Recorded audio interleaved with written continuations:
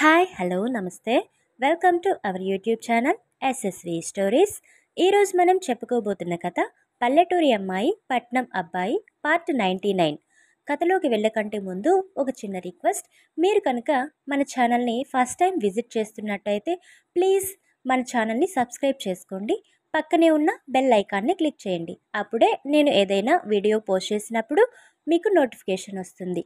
Please subscribe and support my channel. Okay, ఇక ఏమాత్రం ఆలస్యం చేయకుండా కథలోకి వెళ్ళిపోదాం.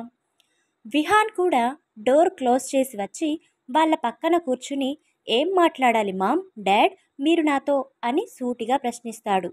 అతను అంత సూటిగా సుత్తి లేకుండా అడగడంతో జానకి, రఘురాం గారు ఒకరి మొహాలు ఒకరు చూసుకుంటారు. తన మామ్ డాడ్ తనతో ఏదో మాట్లాడాలి అని వచ్చి తను ఏం మాట్లాడాలి అని అడిగితే సమాధానం చెప్పకుండా ఒకరి మొహాలు ఒకరు చూసుకోవడం చూసిన అతను మనసులో, వీళ్ళిద్దరూ ఏంటి ఏదో మాట్లాడాలి అని వచ్చి ఫేస్లు అలా చూసుకుంటున్నారు, మళ్ళీ ఏం కొత్త టెండర్ పెట్టడానికి వచ్చారు నాకు, గాడ్, మళ్ళీ ఎక్కడ ఇరికించాలని వీళ్ళని ఇలా నా దగ్గరికి పంపించావు అనుకుని పైకి ఫేస్ని విసుగ్గా పెట్టుకుంటూ, మామ్ ఏదో మాట్లాడాలి అని వచ్చి అదేంటో చెప్పకుండా ఏంటి ఈ ల్యాగ్, అసలే ఫుల్ టైర్డ్గా ఉన్నాను, ఐ ఫీలింగ్ స్లీపీ, మీరేం చెప్పాలి అని వచ్చారు అది చెప్పేసి వెళ్తే నేను పడుకోవాలి అంటాడు. అతని వాయిస్లో ఫేస్లో విసుగు స్పష్టంగా కనపడడంతో లేట్ చేయకుండా మ్యాటర్కి రావడం బెస్ట్ అని ఫీల్ అయ్యి బ్రీత్ ఇన్ బ్రీత్ అవుట్ చేసి, అదేం లేదు విహాన్, నీకు ఇప్పుడు పెళ్ళయింది, వ్రతం కూడా అయ్యింది, సో అంటూ కాస్త గ్యాప్ తీసుకోగానే ఆత్రం ఆగని విహాన్, వాట్ సో మామ్ అంటాడు. అదే విహాన్, మ్యారేజ్ ఆఫ్టర్ జరిగేవి ఉంటాయి కదా, వాటి గురించే మీ మమ్మీ చెప్పాలి అనుకుంటుంది అంటారు రఘురాం గారు. ఆఫ్టర్ మ్యారేజ్ ఇంకేం ఉంటాయి డాడీ, ఆ పూజ కూడా ఏదో చేసేశాం, మీ కోడల్ని మన ఇంటికి తెచ్చుకున్నాం, ఇంకేమున్నాయి అని అయోమయంగా అడిగాడు. అబ్బా విహాన్, పెళ్ళి పూజలేనా, తరువాత ఇంకేం ఉండదా, అందరూ అబ్బాయిలు పెళ్లి తరువాత ఆత్రంగా ఎదురు చూసే టైంరా బాబు అంటాడు. కొడుకు తెలిసి అంటున్నాడో తెలియక అంటున్నాడో అర్థం కాక తలబాదుకుంటూ. అప్పటికి కూడా లైట్ వెలగని విహాన్ రకరకాల ఎక్స్ప్రెషన్స్ ఇస్తూ, ఆఫ్టర్ మ్యారేజ్ ఆత్రంగా ఎదురు చూసేదా, what is that important time dad అని రివర్స్లో తన డాడ్నే క్వశ్చన్ చేస్తాడు విహాన్. ఆ మాటకి రఘురాం గారికి తన తలని గోడకి వేసి కొట్టుకోవాలి అనిపిస్తుంది. బట్ అలా చేస్తే తనకే బొక్క పడుతుందని గ్రహించి ఆ పనిని ఆపేస్తారు. బట్ ఆయన మొహంలో ఫ్రస్ట్రేషన్ మాత్రం విహాన్కి క్లియర్గా కనిపిస్తుంది. Why are you frustrated dad, what happen to you, are you okay, ఈ మ్యారేజ్ పనుల్లో పడి మీరు మీ హెల్త్ పట్ల కేర్ తీసుకున్నట్టు లేదు, అందుకే ఇలా అవుతున్నారు, రేపు ఒకసారి డాక్టర్ దగ్గరికి వెళ్ళిరండి, యూ ఫీల్ బెటర్ అని అక్కరలేని కన్సర్న్ చూపిస్తాడు. కొడుకు చూపిస్తున్న కన్సర్న్కి నవ్వాలో ఏడవాలో కూడా అర్థం కాని సిచ్యువేషన్లో జానకి గారి వైపు బేలగా చూస్తూ, ఏంటే నాకు ఈ కర్మ అన్నట్టు సైగ చేస్తారు కళ్ళతోనే. మీరు ఉండండి, నేనే ఎలాగోలా మాట్లాడతాను అన్నట్టు కళ్ళు ఆర్పుతారు ఆవిడ. బతికించావు కానివ్వు అన్నట్టు సైగ చేస్తారు ఆయన. దాంతో జానకి గారు, విహాన్ మీ డాడ్ గురించి మళ్ళీ థింక్ చేస్తూ, కానీ నేను చెప్పేది విను అంటారు. చెప్పు మామ్, వాట్స్ ది మ్యాటర్ అంటాడు విహాన్. ఇంతవరకు వచ్చాక ఇంకా ఎందుకు ముసుగులో గుద్దులాట అన్నట్టుగా, నీకు హారికాకి కార్యానికి అదే ఫస్ట్ నైట్కి ముహూర్తం రేపు నైట్కి కుదిరింది అని అసలు విషయం నాంచకుండా చెప్పేస్తారు. అప్పటి వరకు అసలు ఆ థాట్ కూడా లేని విహాన్ ఆ మాట వినగానే అదిరిపడ్డాడు. వాట్, నాకు దానికి ఫస్ట్ నైట్నా, అది కూడా రేపు నైట్కి, వాట్ ఈస్ దిస్, అసలు నాకు ఇప్పటి వరకు ఆ ఆలోచన కూడా రాలేదు, ఎందుకు, పెళ్ళైపోయింది ఏదో, పూజ కూడా కంప్లీట్, ఇంకేం ఉంది, దాన్ని ఇంట్లో పడేసి నేను ఆఫీస్కి వెళ్ళిపోవచ్చు, దాని మొహం కూడా ఎక్కువసేపు చూడాల్సిన నీడ్ లేదు అని సంతోషపడిపోయాను. బట్ ఆఫ్టర్ మ్యారేజ్ ఇలాంటిది ఒకటి ఉంటుంది అన్న ముఖ్యమైన విషయం మర్చిపోయాను.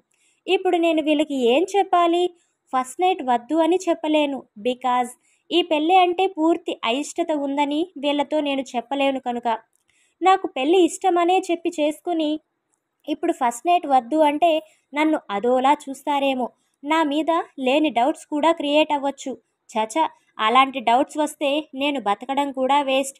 సో నేను ఫస్ట్ నైట్ వద్దు అనలేను. అలా అని దీనితో ఫస్ట్ నైట్కి ఓకే చెప్పలేను. ఎలా చావాలి నేనిప్పుడు? ముందు నుయ్యి వెనక గొయ్యి అంటే ఇదే కాబోలు అని మనసులో తెగ ఫీల్ అయిపోతుంటాడు విహాన్. తను అసలు విషయం చెప్పినా రియాక్ట్ అవని కొడుకు వంక అనుమానంగా చూస్తూ, విహాన్, నేను చెప్పింది నీకు అర్థమైంది కదా అని అడిగారు జానకి గారు. అర్థమైంది అన్నట్టు హెడ్ నాడ్ చేస్తాడు విహాన్. అతనికి వాళ్ళు చెప్పిన షాకింగ్ న్యూస్కి మాట కూడా పడిపోయినట్టుంది.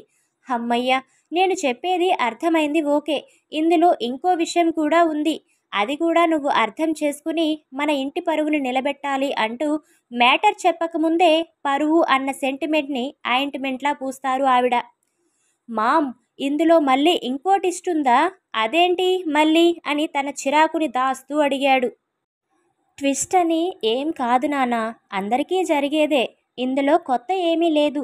కొత్తగా పెళ్ళైన దంపతులకి సంప్రదాయం ప్రకారం ఆడపిల్ల వాళ్ళింట్లో ఫస్ట్ నైట్ జరిపించడం ఆనవాయితీ.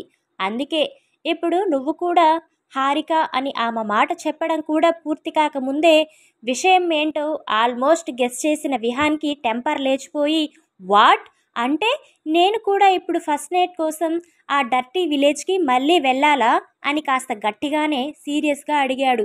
అతని మాటల్లోనే అతని కోపం తెలుస్తున్నా అది ముందే ఊహించినట్టు జానకి రఘురాం గారు పెద్దగా రియాక్ట్ అవ్వరు.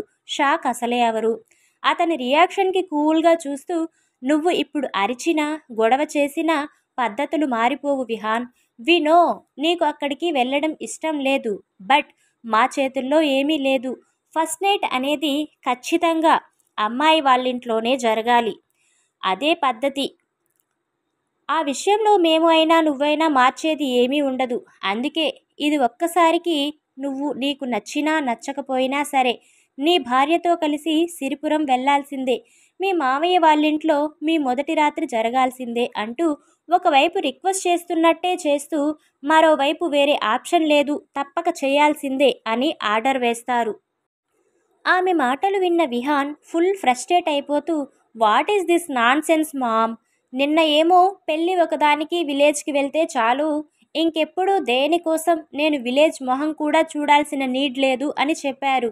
ఇప్పుడేమో మళ్ళీ వచ్చి ఫస్ట్ నైట్ నా మొహం అంటూ ఏదేదో చెప్పి మళ్ళీ ఆ విలేజ్కి పంపడానికి ప్రిపేర్ చేస్తున్నారు. నిన్నంటే పెళ్లి కోసం అన్నారు కాబట్టి నాకు నచ్చకున్నా అక్కడికి వచ్చాను. బట్ ఇప్పుడు నేను ఏం జరిగినా సరే ఆ విలేజ్కి వెళ్ళేదే లేదు. ఏం, అక్కడికి వెళ్తేనే ఫస్ట్ నైట్ జరిగినట్టా? ఇక్కడ జరిగితే జరిగినట్టు కాదా? ఆ ఏర్పాట్లు ఏదో మీరు ఇక్కడే చేయండి. మీరు ఎన్నైనా చెప్పండి, ఈసారి మాత్రం నేను అక్కడికి వెళ్ళేది లేదు అని గట్టిగా చెప్తాడు విహాన్. అతని మాటలు వినగానే రఘురాం జానకి గారు ఇద్దరు వీడు అసలు వినేలాడేయడే అన్నట్టు మొహమొహాలు చూసుకుంటారు. తప్పదు, మన చెయ్యి దాటిపోకముందే ఏదో ఒకటి చెయ్యి అన్నట్టు రఘురాం పక్క నుండి భార్యని చిన్నగా పుష్ చేయడంతో, బాబు విహాన్, నీకు నచ్చని పని చేయించాలని మాకు కూడా లేదు. బట్ పెళ్లిలో ఇవన్నీ ఆచార సంప్రదాయాలు, వీటిని మనం చేంజ్ చేయలేము. అన్నీ తప్పకుండా పాటించాల్సిందే. అంతేకాకుండా నీకోసం మీ అత్తయ్య మావయ్య ఎంతో ఆశగా ఎదురు చూస్తున్నారు. తన మేనల్లుడు ప్లస్ అల్లుడిని తీసుకుని తమ ఇంటికి ఎప్పుడెప్పుడు వెళ్దామా అని. ఇప్పుడు నువ్వు రాను అని చెప్పి వాళ్ళ ఆశల మీద నీళ్లు జల్లేస్తావా? లేదంటే నీకు ఈ పెళ్ళి ఇష్టం ఉండి చేసుకున్నావో లేకుండా చేసుకున్నావో అన్న అనుమానాలు రేకెత్తేలా చేస్తావా? ఒక్కసారి మీ అత్తయ్య మావయ్య స్థానంలో ఉండి ఆలోచించు. వాళ్ళు నీ చిన్నప్పటి నుండి నీ రాక కోసం 1000 కళ్ళతో ఎదురు చూస్తున్నారు. బట్ నీ చిన్నప్పుడు నువ్వు ఎలానూ వాళ్ళ కోరికలు తీర్చలేదు. కనీసం ఇప్పుడైనా ఈ విధంగా అయినా వాళ్ళ చిన్న చిన్న ఆశలు తీర్చు. వాళ్ళు ఇంటి పరువుని మన ఇంటి ప్రతిష్టని నిలబడేలా చెయ్యి. నువ్వు ఊరికి రాను అని చెప్పి అందరినీ బాధపడేలా చేయకు. ఊరి జనాలకి లేనిపోని డౌట్స్ పుట్టించకు. కొత్తగా పెళ్ళైన అల్లుడు ఊరికి రాకుంటే అందరికీ గాసిప్స్ మాట్లాడుకోవడానికి నువ్వే అవకాశం ఇచ్చినట్టు అవుతుంది. బాగా ఆలోచించుకొని మంచి నిర్ణయం తీసుకో. ఊరికి వెళ్ళడానికి నిన్ను నువ్వు ప్రిపేర్ చేసుకో అని చెప్తారు జానకి గారు. ఇప్పుడు విహాన్ జానకి రఘురాం గారు చెప్పిన మాటల్ని వింటాడా? ఫస్ట్ నైట్ కోసం సిరిపురం వెళ్ళడానికి ఒప్పుకుంటాడా? ఒకవేళ వెళ్తే అక్కడ ఏమైనా రచ్చ చేస్తాడా? లేదంటే నార్మల్గానే ఉండేసి వస్తాడా? ఆ తర్వాత ఏం జరుగుతుందో నెక్స్ట్ పార్ట్లో తెలుసుకుందాం. మీకు మన స్టోరీస్ నచ్చుతున్నట్టయితే ప్లీజ్ సబ్స్క్రైబ్ చేసుకుని లైక్ చేసి షేర్ చేసి కామెంట్ చేయండి.